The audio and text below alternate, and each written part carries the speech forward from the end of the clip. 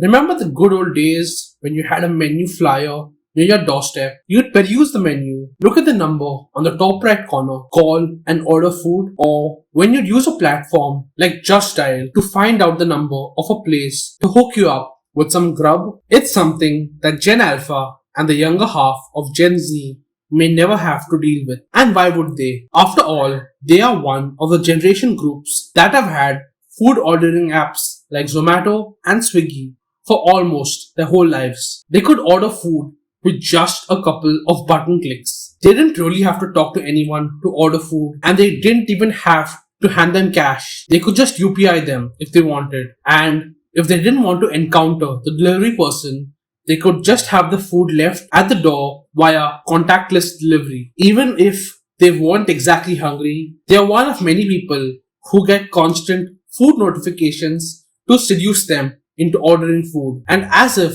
things weren't good enough for them in this area, they're also blessed with a new innovation in their lives, the ONDC, the Open Network for Digital Commerce, which was established by the Department for the Promotion of Industry and Internal Trade, the DPIIT. Some people may feel that food ordering apps like Zomato and Swiggy may be a bit too expensive. Sure, the charge for delivery may seem little compared to the time, distance, and petrol used by the delivery person, but even the prices of the food may vary. Anecdotally, the menu that the restaurant has and the menu of restaurants on food delivery apps may vary in price, maybe because of the commission charged by these food tech enterprises. With the ONDC, you may be able to bypass the food platform and can be sold food directly by restaurants through some bio applications. Still seems a bit confusing? The ONDC is a platform like UPI, and Zomato and Swiggy are apps. UPI is a platform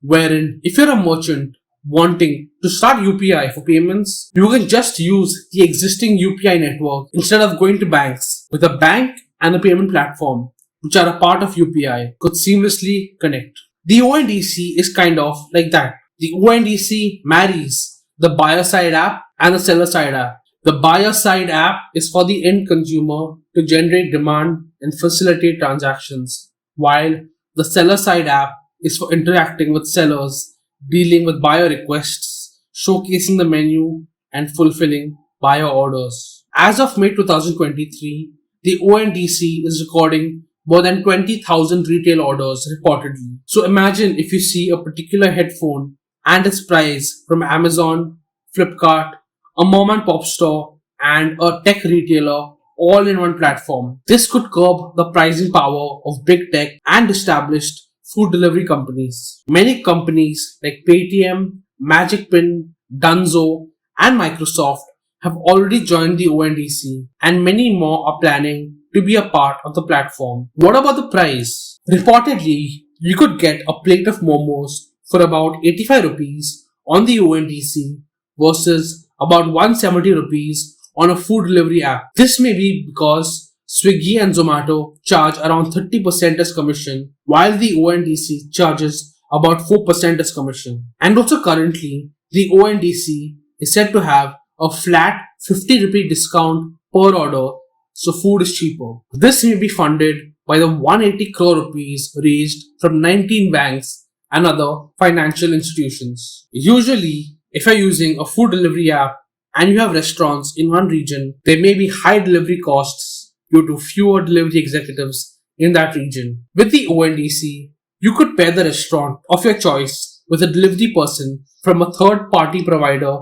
like Dunzo or Shadowfax. Could this have come at a worse time for these food delivery apps? Amidst macroeconomic headwinds, both Swiggy and Zomato have had to lay off people in 2023 in a bid to focus more on unit economics and carve out a path to profitability. Both food delivery aggregators may have been trying to charge more. Zomato was reportedly seeking a hike in its commission to restaurants by 2 to 6% and charging a platform fee. Swiggy was also charging a platform fee from customers for food delivery orders in select cities. And in 2022, the National Restaurant Association of India, which is the NRAI, had accused Zomato and Swiggy of anti-competitive practices. Furthermore, the NRAI has reportedly asked its restaurant partners to keep the ONDC in mind as an alternative channel. So a pertinent question has to be raised. Can the ONDC take down this food tech monopoly? According to Motilal Oswal Securities, both yes and no. According to a report they released, they do not perceive direct ordering as a major concern for the industry, but they do see ONDC as a potential threat to Zomato only if it meaningfully scales up across categories. At its current scale, it doesn't have enough evidence to alter the base case for Zomato. Unpacking the ONDC itself lends the issue of the long-term sustainability of its discounted rate. How long can it keep up? Will the deep discount strategy work? Doesn't that deep discount strategy emulate what Swiggy and Zomato may have done while trying to grow? Can it become the very thing we thought it could destroy? And will it be beneficial for consumers in the long run? Because there are already reports that incentives for subsidizing delivery costs for food delivery may be getting capped on the ONDC. So is it a marketing ploy to gain market share and then employ predatory pricing? Would that just be a way to jumpstart transactions and onboard consumers? What would the motive be as a non-profit entity like the ONDC? There's a McKinsey report that believes that the ONDC has the potential to grow India's digital consumption by 5 times to around $340 billion by 2030 and help augment digital transacting consumers by 3 to 4 times from 165 to 190 million to 450 to 500 million users. Right now, ONDC is still technically in its larval stages. Its delivery speed and consumer trust in the ONDC is still not established yet. There are still some rumblings out there that delivery times are more with the ONDC, but right now it's all talk. In the meantime, one should watch out for how the ONDC would be able to handle multiple orders at one restaurant and how service quality would fare. It's all in the tech, and if UPI, brought to you by the same folks, can be a roaring success, maybe the ONDC can be too. But at the same time, it doesn't mean that food delivery apps like Zomato and Swiggy are out yet. They still have a loyal base of consumers, so maybe they can sustain themselves due to sheer scale alone. But anything can happen. Theoretically, the ONDC has the restaurant be one entity, the delivery one other entity, the customer care be another entity, and more, which makes it a bit fragmented as compared to a Swiggy or Zomato, which have the platform, customer care, and delivery all under one roof. So there may be a bit of an advantage there, with food delivery apps controlling the end-to-end experience. Also, Magic Pin is reportedly the biggest seller-side app on the ONDC, with about 40,000 sellers on board. And it's backed by Zomato, which is another feather in Zomato's cap. Where do you see the ONDC going? How big a role do you think it's going to play in India's digital economy?